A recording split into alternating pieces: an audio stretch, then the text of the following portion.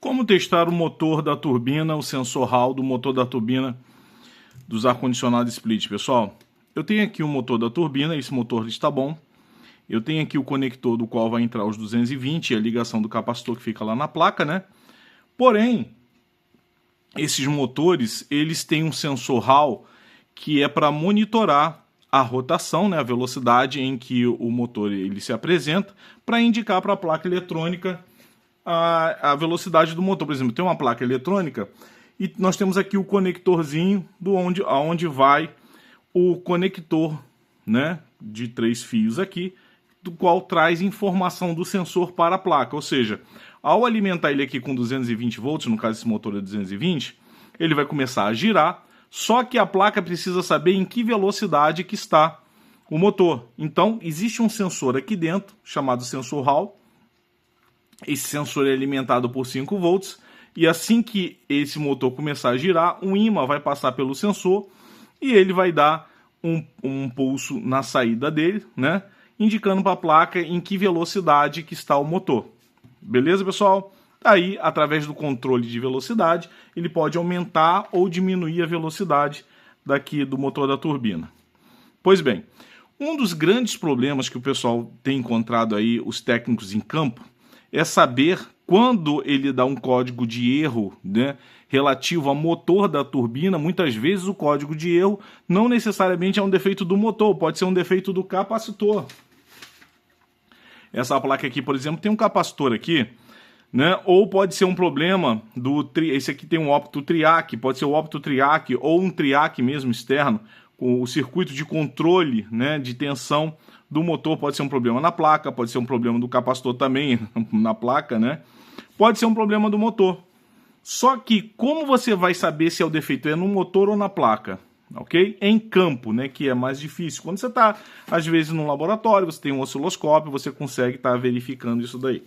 Mas em campo, então o que eu fiz aqui? Pessoal, montei um circuitinho aqui, do qual vocês podem levar para testar em campo, ou até mesmo aí na bancada, para fazer o teste, para saber se o sensor está legal. Porque se o sensor tiver com defeito aí dentro, ele vai dar o código de erro, aí o motor precisa ser substituído. Ok? Bem, eu aqui estou com o motor bom, eu tenho uma bateria aqui de 9 volts, tenho um regulador de 5 volts e um LEDzinho vermelho aqui. Eu coloquei ele aqui no conector, e, por exemplo, se eu girar aqui o motor, ó, vocês podem ver que o LED acende e apaga. Ó. Eu estou girando bem devagar, tá vendo? Ó, o LED está dando, significa que está enviando pulso. Ok? Está enviando pulso. Então, eu posso ter agora a certeza de que esse motor, na parte do sensor, né? É óbvio, se você chegar no ar-condicionado e o motor não estiver nem girando, eu não preciso fazer esse teste aqui de sensor, porque é um problema de alimentação dos 220, no caso desse motor.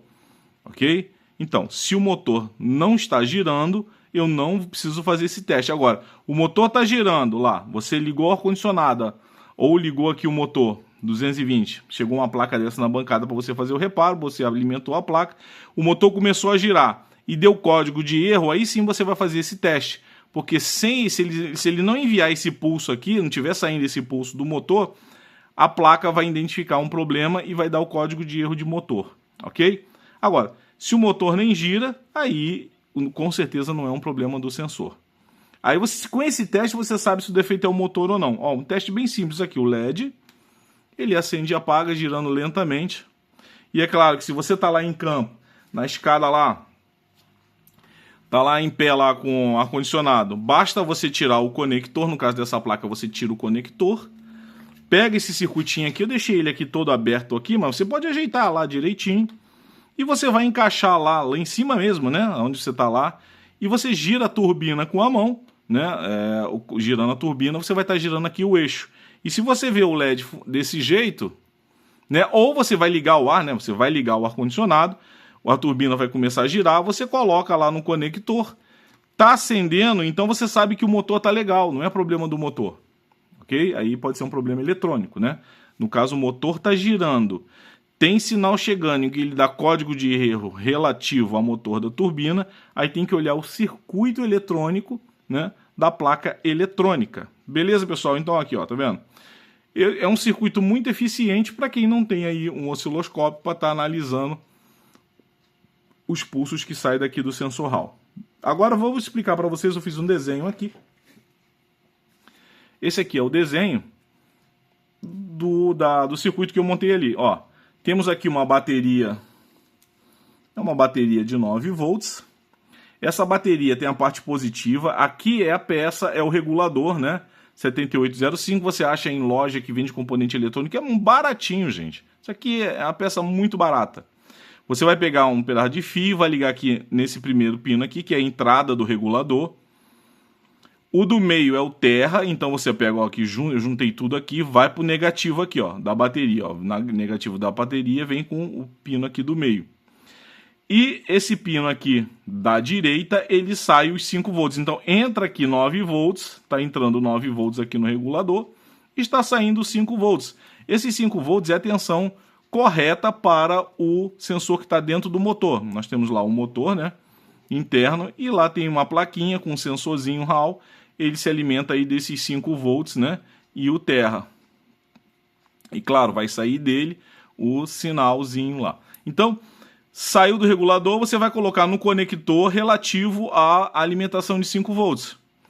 Normalmente, não vou dizer que é uma regra geral, normalmente o pino do meio é a saída do sinal, tá? Mas você tem que conferir aí na placa. O pino do meio costuma ser o sinal, mas repetindo, confira na placa. E o terra, você vê aqui, ó, eu juntei tudo aqui. Eu juntei o negativo do regulador, juntei o catodo do LED. Sérgio, como é que eu descubro quem é o catodo do LED? Você vai pegar um multímetro, se for digital. Eu vou pegar aqui um LED e a gente vai fazer o teste para você descobrir quem é aí o anodo, o catodo. Vamos pegar aqui um LED. Vou pegar aqui o meu multímetro. Vou colocar na escala de diodo. Coloquei na escala de diodo. A ponteira preta e a ponteira vermelha. Eu vou pegar aqui os terminais. Claro que você pode ver também, você pode identificar quando um pino é maior ou menor. Mas vocês acabam esquecendo isso, né? De quem é o catodo e quem é o anodo. Então, olha só. Se eu colocar aqui, eu não sei nem que posição que está aqui. Se eu colocar aqui, o LED não acendeu. Eu vou inverter aqui. O LED acendeu, ó. O LED acendeu. Se ele acendeu com essa parte positiva aqui, então aqui é o anodo e aqui é o catodo. A parte preta vai para o terra lá do nosso circuito, ó. Ok? Ó, acendeu. Então tá circulando aí corrente. Tá vendo? O que eu ia falar é o seguinte, ó. O terminal, a perninha, né? O lead. A perninha maior é a perninha positiva. Ok? Aqui, ó. Perninha positiva. Aí ele acende, ó. Então, o que acontece? Com a perninha, o lead menor, que é o negativo, ele vai para o terra, aqui, o terra. E a parte, que é o lead maior, né, que é o parte positivo, vai receber o sinal que vem do conector. Ok? Porque quando o motor começar a girar, a parte do ímã vai passar no sensor, ele vai pegar essa tensão, vai conduzir, né? E quando ele sai do ímã, ele não conduz. Ele conduz, não conduz. Então ele vai dar esses pulsos aqui de tensão em cima do LED. Por isso que o LED acende, apaga, acende, apaga.